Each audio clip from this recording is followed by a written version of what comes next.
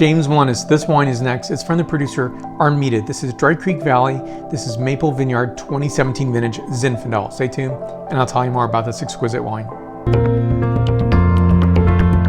So I was on a Twitter tasting. You could find this actually just putting the hashtag of grilling with Zin or legendary Zin Vineyards. It's a really exquisite producer. I think they do such a great job with the care and touch with their wines that they are producing. Zinfandel is fantastic. This wine is 92% Zinfandel, 8% Petit Syrah. So let me show you the label up close. And here's a back label for you to look at here. I've stepped foot on ground many a time in Dry Creek Valley, and especially in the summertime, it can be exquisitely, wonderfully hot. And so I think it's a really great place. It says here on the label itself, sitting 150 feet above the Dry Creek Valley floor. So it's dry farmed, which is a really nice thing for the environment. And there's something special with dry farming. Not everybody does it, not everybody can do it. Not every vineyard can do this from the get-go.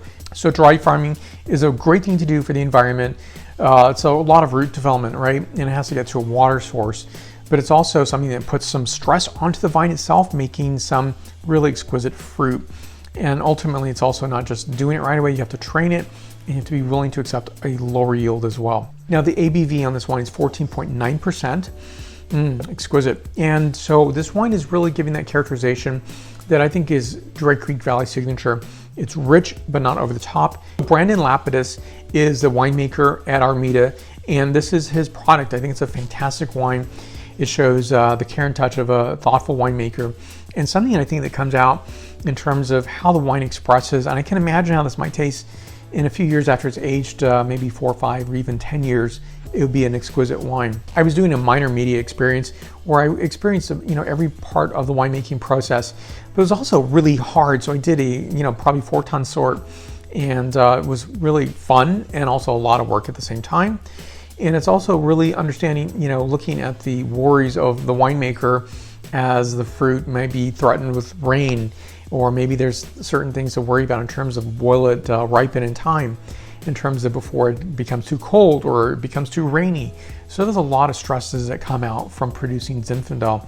So it's not an easy variety to produce, to grow. So on the vinification of this wine is 10 days of harvesting, so different degrees of ripeness.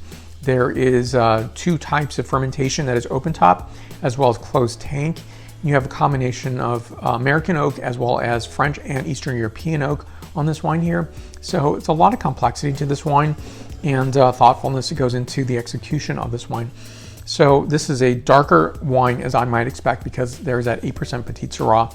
So it's a darker garnet coloration. So on this wine here, characteristic beautiful notes of black bramble, a bit of cassis notes, leather, dried wood, as well as violets. Exquisite.